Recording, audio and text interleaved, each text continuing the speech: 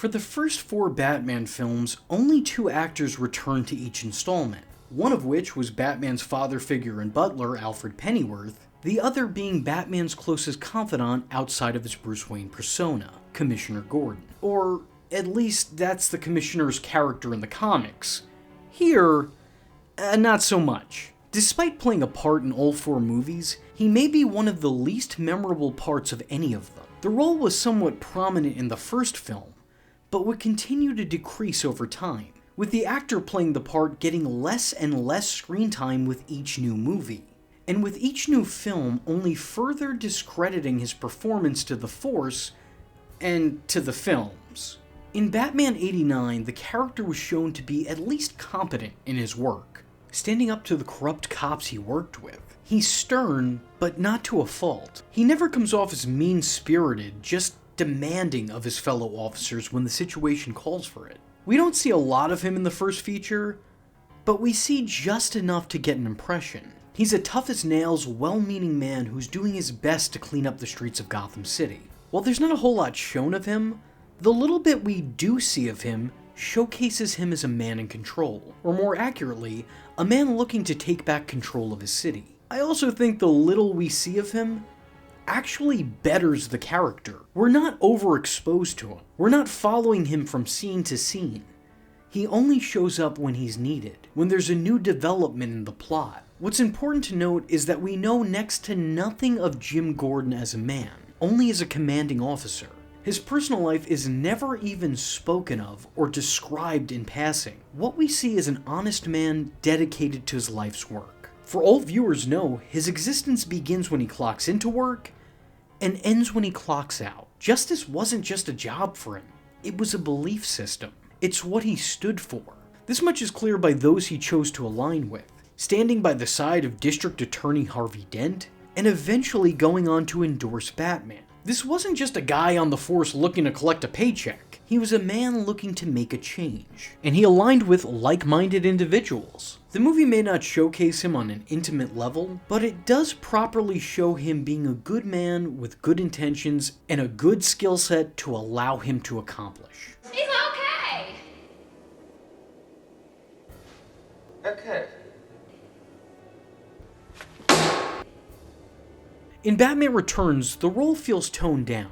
Not in terms of performance, but in terms of utilization. The Commissioner is present, but doesn't have a whole lot to do. I wouldn't say much is lost from the first flick. It definitely still feels in line with the previous performance, it's just that there's less of him now. He plays less of an important part, and is really only around to inform Batman and occasionally appear on television sets. We see that while he hasn't sat down or spoken to our titular hero, the events from the first film have stored belief in Batman.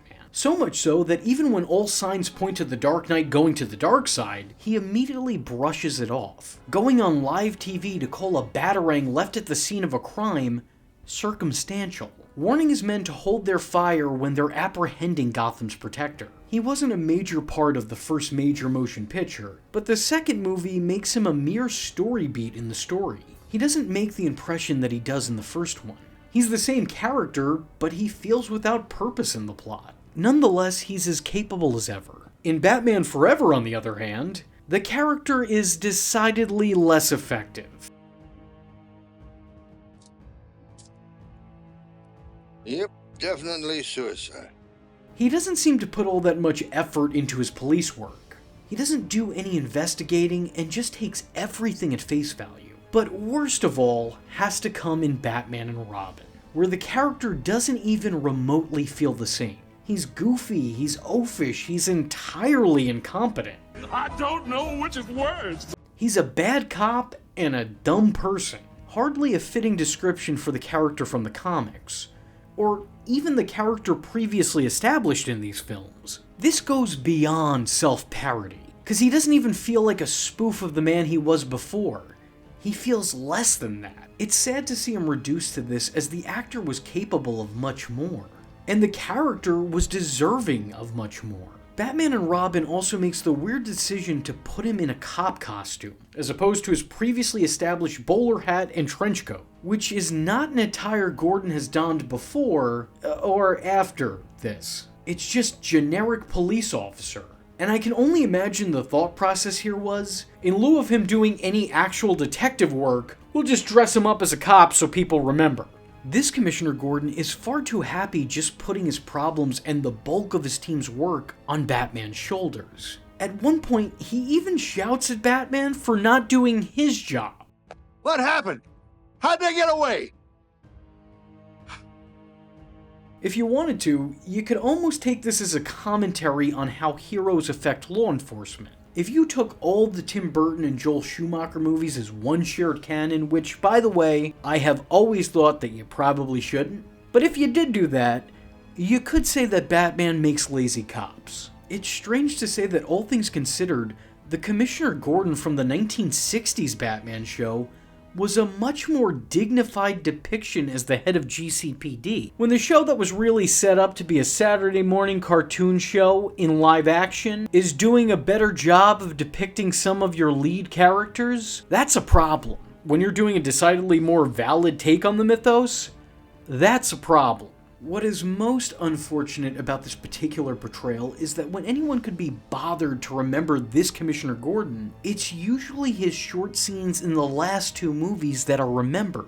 The goofy Gordon who spends most of the movie's runtime making faces like a fool, sounding silly, and being completely inept. It is my opinion that most of, if not all of the problems for this character live outside the performance itself. Pat Hingle wasn't a bad choice for the part. He had a commanding enough presence and felt like a well-meaning leader, never coming off as too harsh in his actions or convictions, trying to play things as fair as possible. But all of that is lost with the last two installments. This guy goes from no nonsense to nothing but nonsense. The biggest issue is that the character was hardly used in the beginning, and then he was completely misused in the end. Through 4 films, his relationship with Batman was severely underdeveloped, and in actuality, mostly unestablished. His inclusion in this line of films feels like it was done solely by obligation.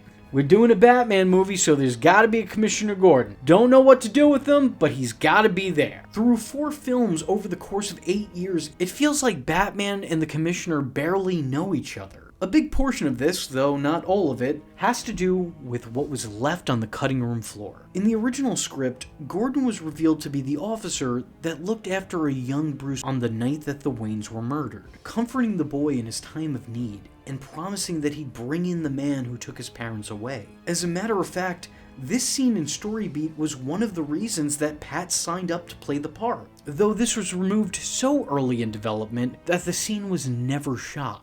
What's interesting to note is that this plot point didn't exist prior to this movie, and while it wound up not being incorporated into the story here, it would become a big part of the lore elsewhere. This provides Batman with the proper motivation to work and align himself with Gordon, despite the GCPD initially being against his late-night shenanigans. It also gives a history between the two that is sorely missing. I think it would have added a whole lot to the movie, and I think the final product is worse off for not having it. Ultimately, I find this Commissioner Gordon to greatly be lacking in substance. However, the character has taken a turn in later years, with the Batman '89 comic book series doing an incredible job of retconning and taking the character back to restore his dignity. In some cases, having Jim Gordon become one of the most tried, true, and tragic characters in the lore. I do want to talk more about this in depth, but I feel the retooling of this character really deserves its own video, and should be made separate when talking about Pat Hingle's performance. So if you like this video and would be interested in seeing a follow-up detailing the redemption of this Commissioner Gordon, let me know in the comment section below by leaving a comment saying, Shut it down. Now, before I go, I don't usually do this. I've had a Patreon for a while now, but I've really struggled with what to do with it. Luckily, the time is upon us where I can actually offer you guys exclusive and extended content that I can't make here on the channel. With new restrictions on what kind of content can be monetized or hell, even shown here on the platform, now's as good a time as ever to be placing my completely unaltered, uncensored, extended videos on my Patreon. I don't want to put my videos behind a paywall, but that's kind of the best place to put them for the time being. So if there was ever a time to give a stranger money on the internet, well, I would like to think that now is that time. Just so everyone knows, all the money I make off my Patreon goes directly back into the channel. Everyone who donates to the Patreon will not be seen as a fan, but rather a producer of said content. And you will be credited as such in the closing credits here on the channel. So if you have the time and $1 to spare, help a guy out.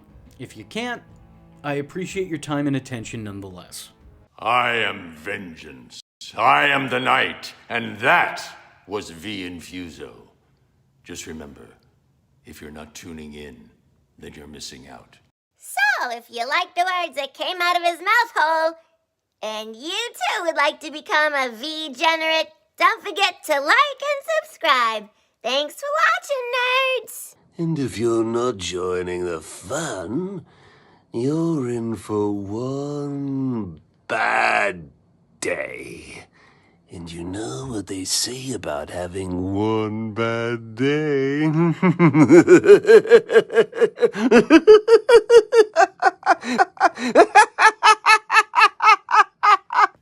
Catch him next time.